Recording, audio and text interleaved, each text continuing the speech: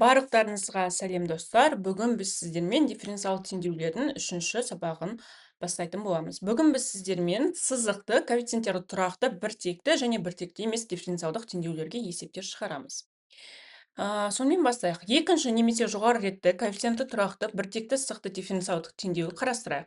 Бұл бізде y қосылған py қосылған qy тең 0.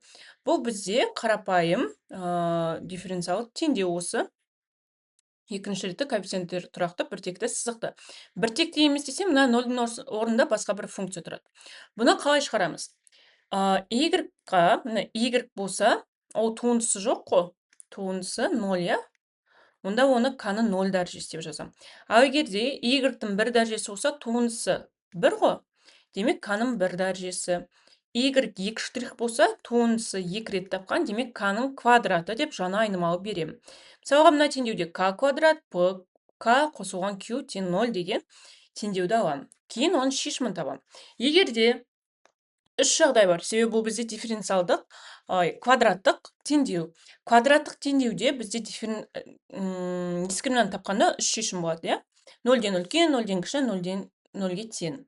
Бірінші 0-ден үлкен болып, 2 нақты сан табылған жағдайда, онда біз оны мына формулаға қоямыз. S1 K1X қосылған S2 K2X. Егерде K1 мен K2 тең болса, яғни D 0-ге тең болды дискриминант. Онда S1 K1X қосылған S1 X K1X. Екеуінде де K1 разницасы мында K. Неге? Себебі бізде түбір қайталанған сайын соған сәйкес x та қасына тіркеліп отырады. Және де дискриминант 0-ден кіші болса, осы уақытқа дейін шықпайды деп келдік, бірақ ол бізде комплекс түбір болуы мүмкін. Комплекс түбір болғанда K1-де 2 тең альфа плюс минус бетта болады. Яғни, осындай теңдеуден альфа мен беттаны алып, оны мына шешімге қоямыз. yx тең енің альфа x дәрежесі, енің альфа дәрежесі, сонымен қатар S1 косинус бета x қосылған S2 синус бета x. Осындай шешімге қоямыз. Сонымен кеттік. Енді есеп шығарайық. y қосылған y минус 2y. Так, жаңа айнымалы k квадрат плюс k минус 2 тең 0. Бұл жерде бізде, бұны біз, яғни жаңа айнымалы бергеннен кейін теңдеуді характеристикалық немесе сипаттауыш теңдеу дейміз. Характеристикалық немесе сипаттауыш теңдеу дейміз. Себебі, бұл не үшін айтып жатырмын? Келеді. Осы теңдеуді шығар деп келмейді көбінесе. Көбінесе бұл теңдеуді шығар деп М092, яғни математика, статистика бағытына оқуға түсетіндерге келеді. Теңдеуді шығар деп, өйткені олардың екінші пәні дифференциалдық теңдеулер.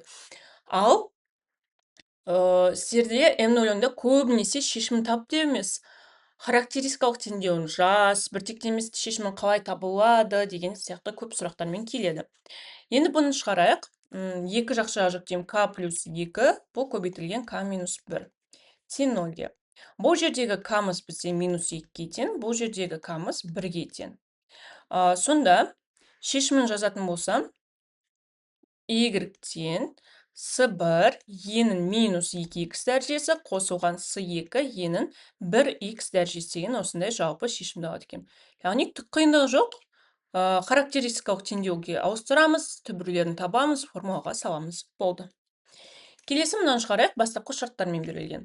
Так, бұл бізде характеристикалық теңдеуін жазатын болсам, k квадрат қосылған 9 тең 0, k квадрат тең минус 9, k тең болады плюс минус 3 айға.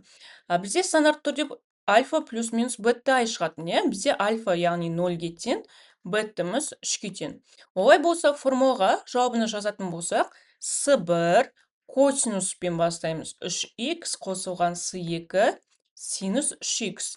Жақсы, мен жалпы шешімін таптым. Бірақ, мына жерде шарттары берілген дербес шешім тауып керекпін. Так, y-ға x норна 0-ді қойсақ, y 1-ге тең дейді. Y норна 1 жазам, x норна 0-ді қоям. S2 синус 0. Жақсы қойдым. Енді туындысын табайық мұна y-дің. Себебі екінші шартты қою үшін. y штрих тең біріншіні с1 кос 3х-ның туындысы минус 3 с1 синус 3х. Мына жердің туындысы плюс 3 с2 косинус 3х. Енді оған мына шартты қоям. X-қа 0-ді берсем, y-ім 6-ға тең. Сонда 6 тең минус 3 с1 синус 0 қосылған 3 с2 косинус 0. Так, кеттік, шығарайық.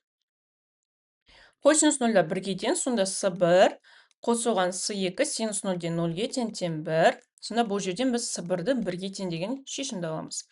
Мына жақта синус 0-де минус 3 с1 деп жазайын.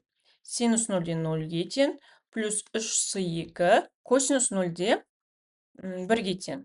Тең 6-ға, сонда с2-міз 2-ге тең деген шешімге келеміз. Бұны енді бұл екі жауапты жалпы шешімге қойып, нақты дербес шешімін аламыз. Жауабы y-тен с1-дің орнына 1 жазам, косинус 3х, с2-ның орнына 2 жазам, 2 синус 3х. Осындай бізде теңдеуіміз жауабы шығады екен. Келесі, y қосылған 10 y қосылған 25 y. Шығарайық. Характеристикалық теңдеуі k квадрат қосам 10k плюс 25 тең 0. Бұл бізде k плюс 5-дің квадраты. Тең 0. k1 тең болады минус 5-ке. k1-де 2 сонда. 2 түбір шықты, оның жауабын былай жазамыз. y тең с1 енің минус 5х дәрежесі, бірінші түбір жазылды. с2 енің минус 5х дәрежесі, екінші түбір жазылды. Түбір қайталанғаннан кейін x-ға көбейтемін. Мінеке. Осындай шешім шығады екен. Келесі мынаны шығарайық. y 4-ші ретті минус 5y 2-ші ретті қосам 4y. Бұл жерде ең алғаш сол жаңағы алғашқы шығарған есептер сияқты схемамен жүрем. Бірінші характеристикалық теңдеуін жазам. k 4 минус 5k квадрат плюс 4 тең 0. Бұл жерден жаңа айнымалы берем. k квадратым т дейін. t квадрат минус 5t плюс 4 тең 0. t минус 1, t минус 4 тең 0, t1 тең 1, t2 тең 4. k квадрат тең 1-ге, k квадрат тең 4-ге. Мына жақта k1 2 тең плюс минус 1-ге, мында уже k2, 3-те 4 тең плюс минус 2-ге. Сонда 4 түбір шықты, соны жауабына жазам. y тең с1 енің минус x дәрежесі қосылған с2 енің x дәрежесі, қосам с3 енің минус 2x дәрежесі, қосам с4 енің 2x дәрежесі деген жалпы шешімге келеді екенмін. Келесі, мынаны да шығарып көрейік. k-ның 4 дәрежесі, қосам 2k куб плюс k квадрат тең 1. k квадрат жақшадан шығарам. k квадрат плюс 2k плюс 1 тең 0. k квадрат жақшаның ішінде k плюс 1-дің квадраты тең 0. Мына жердегі k1-де 2 тең 0-ге, не үшін k1-де 2? Себебі k квадрат, демек 2 түбір болу керек. Мына жерде де k3-те 4-те, неге тоже 2 жауап? Себебі квадрат тұр, минус 1-ге. Жауабын жазғанда, y тең с1 енің 0x дәрежесі, қосам с2 енің 0x дәрежесі көйтіп x түбір қайталанып тұр. с3 енің минус x дәрежесі, с4 енің минус x көйтем x дәрежесі. Енді жауабын дұрыстап жазатын болсақ, y тең с1 қосам с2x, қосам с3 e минус x, қосам с4 e минус x, x. Осындай жалпы шешімге келеді екенмін.